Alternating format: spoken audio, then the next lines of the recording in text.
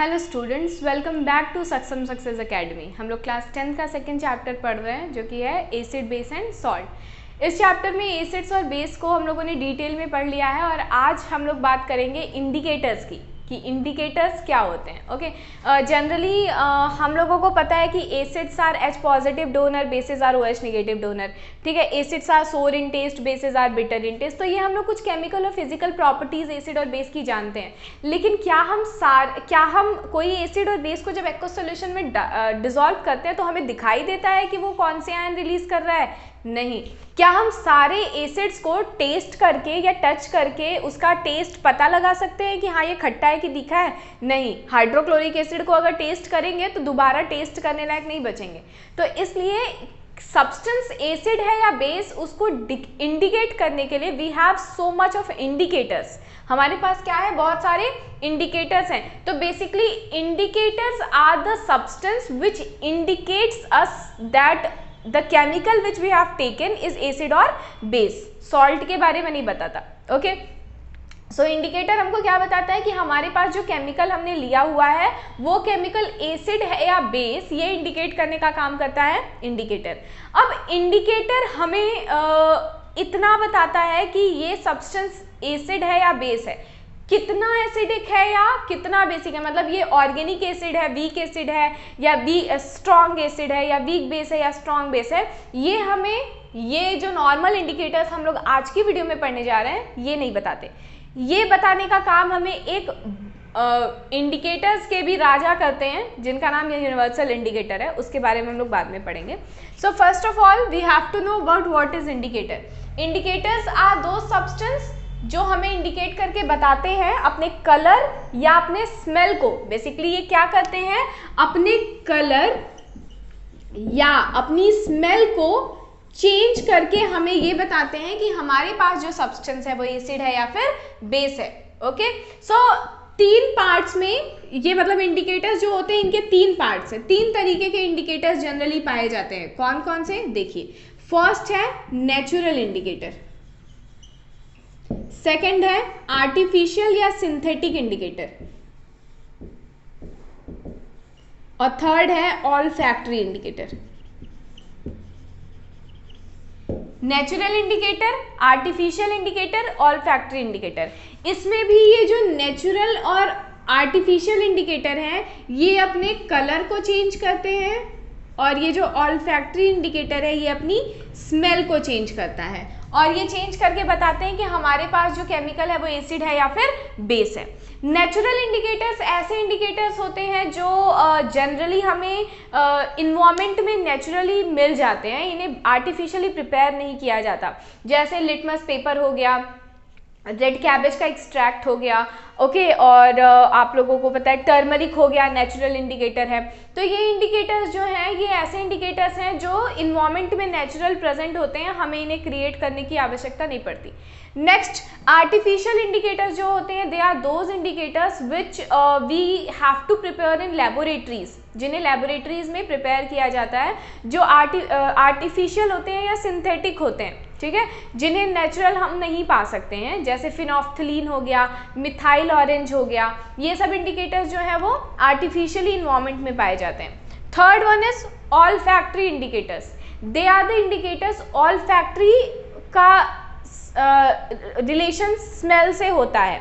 ठीक है, तो ऑल्फैक्टरी यानी कि the substance which changes their smell to indicate that the chemical is acid और बेस। जैसे क्लोव ऑयल, लौंग का तेल, ऑनियन एक्सट्रैक्ट, वनीला एक्सट्रैक्ट, ये सब जो हैं ऐसे इंडिकेटर्स हैं जो क्या करते हैं? अपनी स्मेल को चेंज करते हैं और हमें बताते हैं कि जो सब्सटेंस है वो एसिड है या बेस है। रिमेंबर, ये जो तीनों के तीनों इंडिकेटर्स हैं ये हमें ये नहीं बताते हैं कि हमारा केमिकल कितना एसिडिक है या कितना बेसिक है। स्ट्रेंथ नहीं बताते हैं एसिड या बेस की। चाहे हम इंडिकेटर में स्ट्रॉन्ग एसिड डालें चाहे वीक एसिड डालें, एक तरह का कलर चेंज आएगा। चाहे हम वीक बेस डालें, स्ट्रॉन्ग बेस डालें, एक कलर का कलर चेंज आएगा।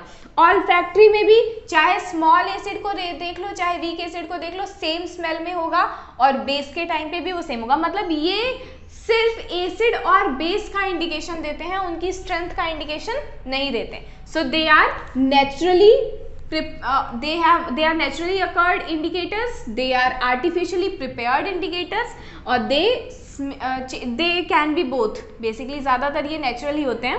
तो ऑल्फैक्टरी अपनी स्मेल को चेंज करके, आर्टिफिशियल और नेचुरल अपने कलर को चेंज करके बताते हैं कि कौन से होते हैं, हमारा केमिकल एसिड है या फिर बेस है। ये आप लोग नोट कर लीजिए, फिर मैं एक चार्ट पे आप लोगों को बताती हूँ कि कौन कौन से इंडिकेटर्स किस तरीके से कलर चेंज करते हैं। Okay, so this is your chart. हम लोगों ने 3 इंडिकेटर्स के बारे में पढ़ा, नेचुरल इंडिकेटर, आर्टिफिशियल इंडिकेटर और ऑल्फैक्टरी इंडिकेटर्स। नेचुरल इंडिकेटर में we have litmus paper, turmeric, red cabbage extract. Artificial indicator में we have phenolphthalein, methyl orange. And olfactory indicator में we have onion, clove oil and vanilla essence.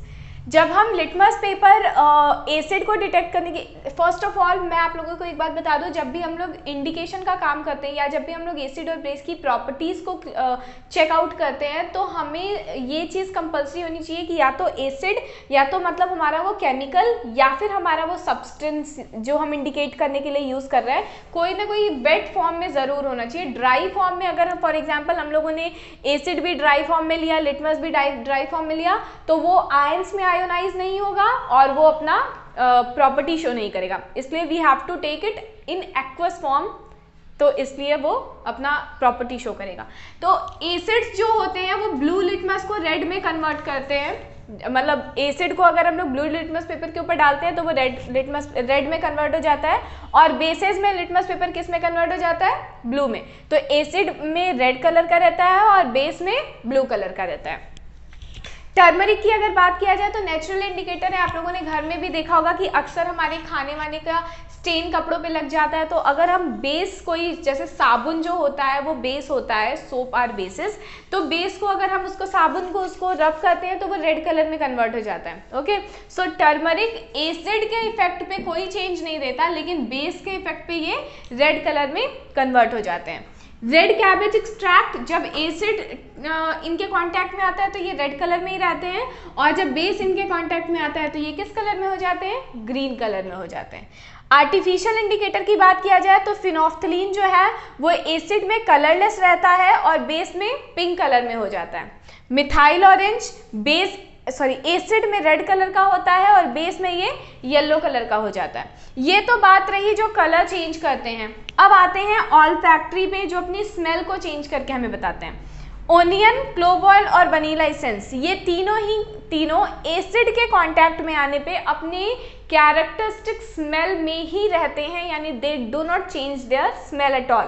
Okay, लेकिन जब base इनके contact में आता है तो ये अपनी स्मेल को लूज कर देते हैं, यानी इनके अंदर से फिर कोई इनकी कैरेक्टरिस्टिक स्मेल नहीं आती है, इनकी स्मेल खत्म हो जाती है। सो इस तरीके से हम पता लगा सकते हैं कि हमारा जो सब्सटेंस है, जो केमिकल है, वो एसिड है या फिर बेस है। So all these are indicators. आप लोग ये चार्ट नोट कर लीजिए और इसे लर्न कर लीजिए, बिकॉज एग्जाम्स में आपको क्वेश्चन इससे ज़रूर पुटअप होते हैं। That's all for this video. Thank you so much.